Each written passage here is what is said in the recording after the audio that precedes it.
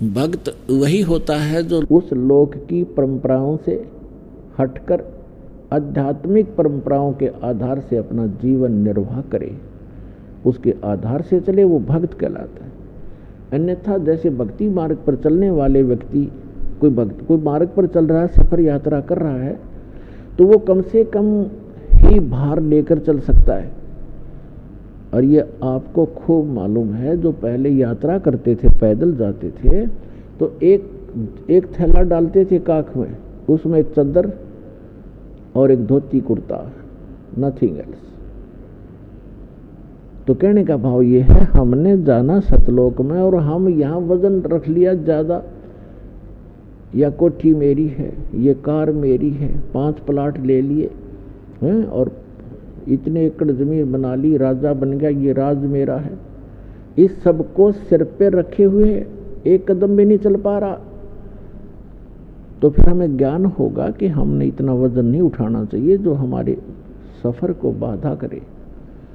इसलिए कम से कम संग्रह करो, और ये परंपराएं जो हमने बना रखी हैं, ये ही हमारा दुख का मूल है, जड़ है ये दुख की।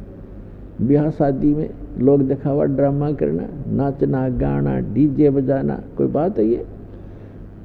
हमने बहुत से देखा, पहले दिन डीजे बजा रहे हैं, लड़के का विवाह है, धरती तोल रखी, अगले दिन वो दूल्हा ही मर जाता है दुर्घटना के अंदर। अब टक्कर मार कर रो रहे हो, अब बजाओ डीजे। तो ऐसे गंदे लोक में, और हम ये ऐसी परंपराएं बनाकर अपना जीवन नाश कर रहे हैं। दहेज लेते हैं, लोग दिखावा देते हैं, तो ये नहीं करना चाहिए हम, क्योंकि सारा जीवन कमाते रहते हैं, फिर उठाकर ब्याह और कोठी पर लगा देते। तो हमने सिंपल मकान जो भगवान अलाउड करे उतना ही बनाओ, चाहे अपनी झोंपड़ी डाल लो, दया करता है भगवान तो मकान बना लो, आपकी व्यवस्था है तो। एक झोंपड़ी भी अच्छे ढंग की बनाई हुई उतना ही काम करेगी जो आपके महल करेंगे। और आजकल के पक्के मकानों से झोंपड़ी जो डाली जाती थी, वो गर्मी सर्दी दोनों से प्रोटेक्ट करना करती थी। आज ऐसी भी ना काम करे तो वो करा करती थी। तो जैसा भी है, देश काल परिस्थिति जो बदल गई है, तो हम कैसे भी मकान बना कर रहे हैं, लेकिन भगवान की भूल ना पड़े और इन परंपराओं को कम करें हम,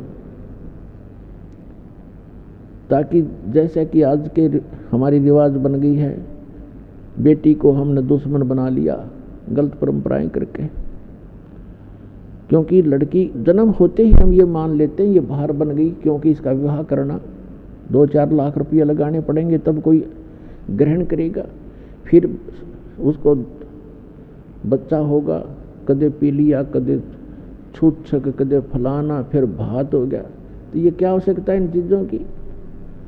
ये मैन मेड है, गॉड मेड नहीं है। और हमने इनको ख़त्म करना पड़ेगा। तो बेटी देखना, सब चाह करेंगे बेटी हो, क्योंकि वजन ही नहीं रहेगा हमारे ऊपर। तो और बेटी बिना फिर बेटे के गाड़ोगे, बेटी ना हुई तो फिर ब्याह कितना होगा, अगला बेटी ना होगी तो किसी के। तो हमारी बुद्धि पर पत्थर पड़ गए, हम भगवान से दूर होकर समाज में ही रंग गए और उसी दृष्टिकोण से सोचने लग गए। तो इनसे ऊपर उठना पड़ेगा, तब हम भक्ति कर सकते हैं।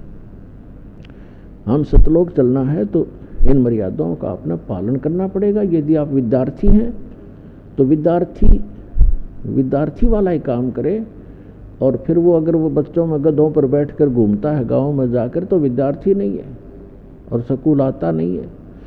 इस प्रकार आप जी ने ये अन्य परंपराएं त्यागनी होंगी। तो कहने का भाव ये है कि परमात्मा स्वयं आते हैं, एक लीला करके दिखाते हैं कि भक्त को केवल इतना ही पर्याप्त है, इससे अधिक नहीं। कबीर साहब कहते हैं, कहा चनावे मेड़िया ये लंबी बीत उसारे, घर तो 3.5 हाथ भाई गणात पौड़े 4। क्या प्रसन्न हो रहा, लंबी लंबी द्वार खींच कर लंबी लंबी मेड़िया बनाता है, बड़े दीवाने बनाकर ऊंची ऊंची कोठियां गाड़ रहा है, महल हवेली बना रहा है।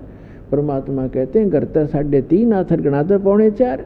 3.5 हूठ हाथ कहते हैं 3.5 हाथ को। ये जो हाथ है यहाँ से लेकर यहाँ तक कौनी तक, ये एक हाथ कहलाता है। और प्रत्येक स्त्री या पुरुष का अपना शरीर 3.5 हाथ का होता है।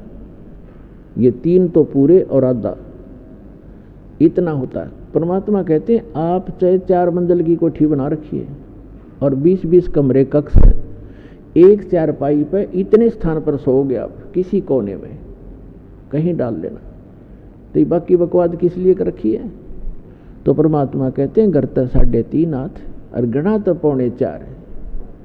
कहने का भाव ये नहीं है कति माप के 3.5 हाथ बना लो, यानी आवश्यकता से अधिक बनाने की कोई आवश्यकता नहीं, वो हमारी मूर्खता होगी। आवश्यकता अनुसार मकान बनाओ, 2 कमरे हैं, 3 चाहिए, 4 चाहिए, अपने परिवार अनुसार, या एक में ही काम चलता है तो क्यों डले डोए बे मतलब के। भक्ति उद्देश्य रखे और भक्ति में बाधा करे, उस वस्तु और उस रिवाज को तुरंत त्याग दे।